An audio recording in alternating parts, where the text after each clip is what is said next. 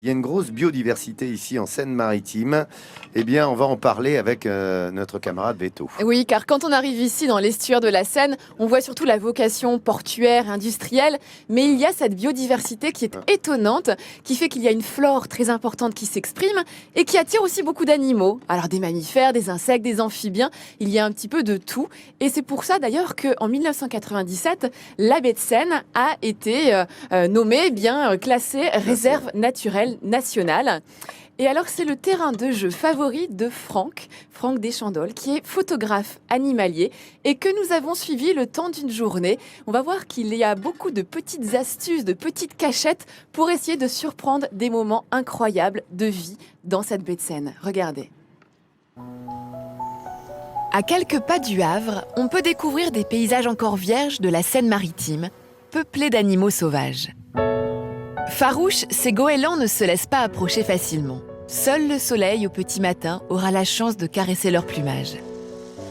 Dans cet écrin d'albâtre et désertique, les hommes se font rares. Ils ne viennent que ceux comme Franck qui savent apprécier la beauté unique de cet endroit. Ce que j'aime, c'est le lieu vraiment qui est très sauvage et surtout la lumière aussi. Avec les reflets sur les parois des falaises, c'est absolument sublime.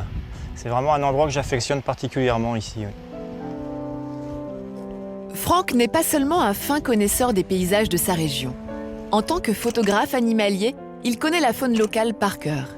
Il l'immortalise depuis plus de 20 ans. Ici, des cormorans. Là, un goéland.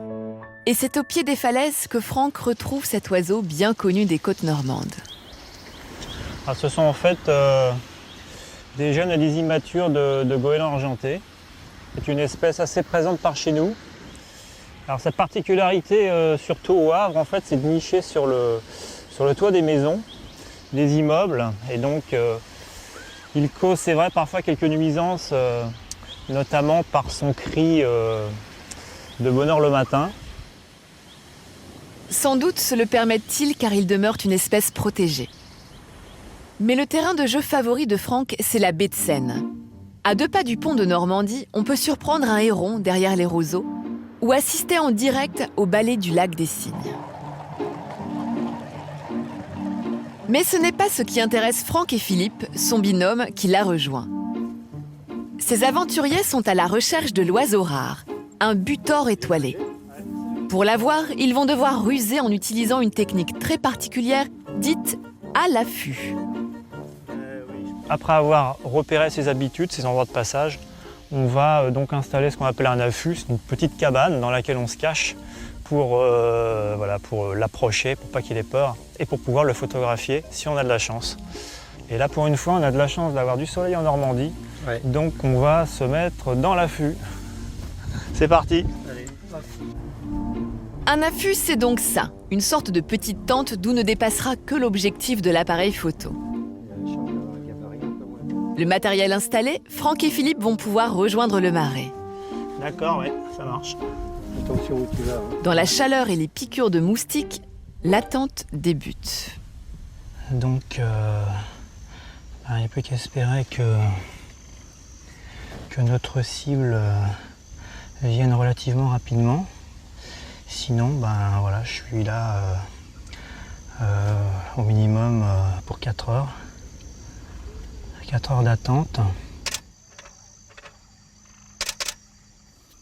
Malheureusement, l'oiseau sauvage ne viendra pas cette fois-ci. Nos photographes ne seront pas récompensés de leurs longues heures d'attente. On va continuer. Donc, bilan des opérations, on est bredouille. Mais voilà, c'est la photographie animalière. Il faut venir plusieurs fois pour obtenir des résultats. C'est pas du premier coup, ça arrive parfois, mais il faut persévérer surtout. Ouais, la patience. La patience. Il faut être humble. Patience, humilité, mais aussi passion sont les maîtres mots de ce métier difficile. Heureusement pour eux, Franck et Philippe auront d'autres occasions de capter au cœur de la faune normande des instants uniques comme ceux-ci.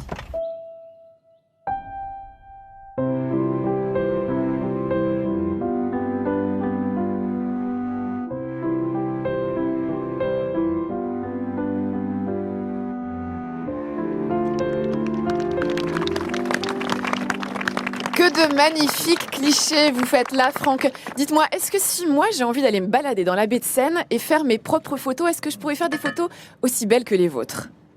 Alors je dirais oui et non.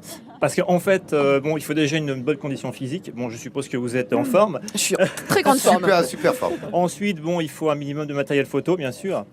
Et puis voilà, tout ça fait. Attendre et attendre. Voilà, Ouais, il faut de la patience, effectivement. Hein. Et bien connaître les animaux aussi quand même. Il faut aussi très bien connaître les animaux. C'est la clé essentielle en fait de la réussite, bien sûr. D'accord. Alors, Sophie, tu voulais la patience, c'est bien, la condition physique aussi, mais ce monsieur-là revient de très loin. L'été dernier, il s'est fait mordre par un serpent corail au Pérou en allant faire des photos. Et il revient de très très loin parce que loin de toute infirmerie et à pirogue, sauf qu'il n'y avait plus assez d'eau pour repartir. Voilà, c'est un rescapé que vous avez là. Eh bien, rescapé en plus qui a fait une très très belle exposition au Havre ces derniers mois, car le Havre a mis en place une exposition photo qui s'appelait Safari Urbain, qui permettait de mettre en avant la diversité de la faune locale havraise. Regardez ces magnifiques photos. C'est des photos qui ont été prises grâce à une technique qui a été mise au point par vous, Franck, et puis votre Philippe, que l'on a vu dans le reportage, avec des systèmes d'obturateurs rapides que vous avez conçus vous-même pour faire des prises de vue haute vitesse grâce au flash. Et alors, vous avez obtenu vraiment des images magnifiques et tout ça s'est inscrit dans le plan biodiversité de la ville du Havre, en partenariat avec de nombreuses associations environnementales. Finalement, la faune que l'on voit ici au Havre, c'est pas la plus impressionnante, c'est pas forcément la plus rare, mais c'est quand même étonnant de la voir dans des conditions aussi exceptionnelles. Je vais revenir sur quelques images que l'on a vues là dans ces photos que j'ai trouvées magnifiques. Regardez ce renard, ce renard qui est devant la centrale thermique, c'est quand même hallucinant. Je pense qu'ils trouvent de quoi se nourrir quand même ici, avec les bateaux qui arrivent, etc. Je pense qu'il y a de quoi faire. Regardez ensuite cette fameuse chouette. Elle va arriver la chouette, voilà. La chouette effraie devant la Vierge Noire du quartier de Graville. C'est quand même incroyable cette image. Moi je la trouve... la Dame Blanche et la Vierge Noire, si c'est pas poétique ça. Et puis une autre petite chouette, la chouette Hulotte, là regardez, que l'on voit dans son petit trou d'arbre qui est caché avec la ville juste derrière. Moi je trouve c'est bien que parce que c'est une belle représentation de cette ville du Havre. Tu vois ce que je veux dire? Effectivement. C'est-à-dire qu'on est en plein urbanisme, une modernité incroyable et en même temps il y a cette faune qui est là et il arrive à les capter. Exactement, qui est là et qui se développe. Il y a quand même une diversité qui est assez incroyable. Il faut juste savoir regarder, prendre le temps de regarder ce qu'il y a chez nous. Exactement. Et justement, la ville du Havre souhaite sortir l'an prochain un livre justement sur cette exposition. Donc tous les Havrais pourront retrouver, toute la France entière, ces magnifiques images. Je vais continuer avec d'autres livres. Ça, c'est justement un livre de Franck sur la faune de Normandie. Donc un livre bien évidemment que je vous conseille. Et puis un autre livre qui est aussi mon coup de cœur, c'est celui-ci. C'est Afrique, terre sauvage aux éditions Gallimard de Alex Bernasconi, un photographe animalier incroyable qui fait des images superbes, vraiment étonnantes, poignantes, touchantes. Eh bien, ce livre, je ne peux que vous le conseiller. Voilà, c'est mon coup de cœur. Je vous mets toutes les informations sur le site france3.fr, bien évidemment. Merci Franck. Merci Franck, merci beaucoup Hélène.